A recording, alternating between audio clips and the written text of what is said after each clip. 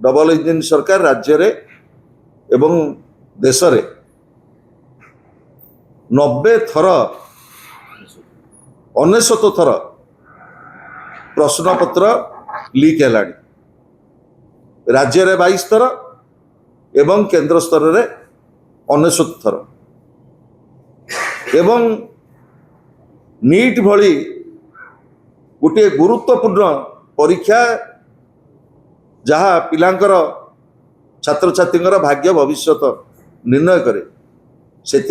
बारंबार लीक हो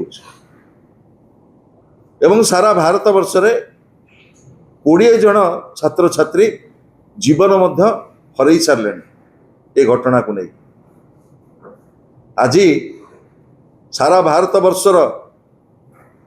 समस्त राजनैतिक दल नेतृत्व समस्त आज रास्ता उपरे आंदोलन कर गला काली विजु जनता दलर सभापति माननीय पूर्वतन मुख्यमंत्री श्रीयुत नवीन पट्टनायक 7 दिन धरी लगातार भाव में विजु जनता दल आभिमुख्य को अत्यंत स्पष्ट भाव में गणमाध्यम रखिछन। मु आशा करुच्ची 2 दिन धरी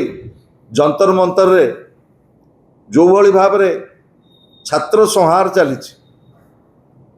एवं आईसीयू भितर वेंटिलेटर भितर छात्र माने संघर्ष करुछंती ये संघर्ष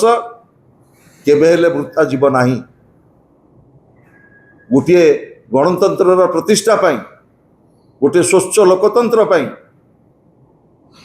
गणतांत्रिक आंदोलन को विजु जनता दल संपूर्ण भाव में आमे दृढ़ भाव में छिड़ा हबो एवं आमर सभापति श्रीयुत नवीन पट्टनायक जो आभिमुख्य रखिछंती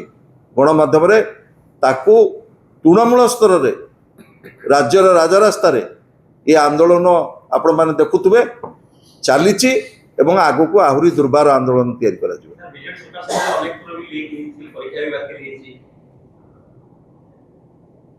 ताकू मध्य मु स्वीकार करुछि एवं सेतबेले बालेश्वर आरक्षी अधीक्षक जाइकरी राज्य बाहर जो अपराध रे जो माने संपृक्त थिले ताकू गिरफ्त करथिले ए खबर मध्य आपण मानक पाखर थिबो। मु आज कहि रखिबाकू चाहे सरकार गोटे प्रभावन प्रक्रिया आज किए सरकार रे अछि काली किए सरकार रे आसीबो किंतु आकू उत्तरदायित्व नेबा सहित जो भली भाव में वर्तमान छात्र समाज उपर आक्रमण होउची